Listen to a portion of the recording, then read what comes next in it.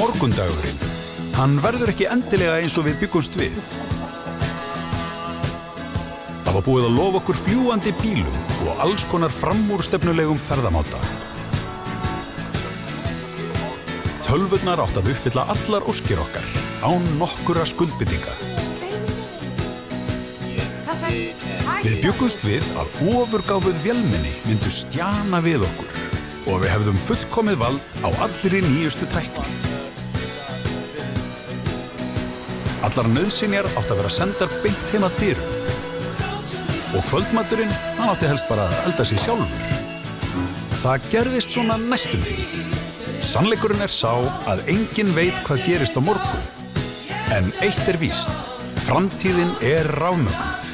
Orkusalan. Allt klárt fyrir morgundaginn?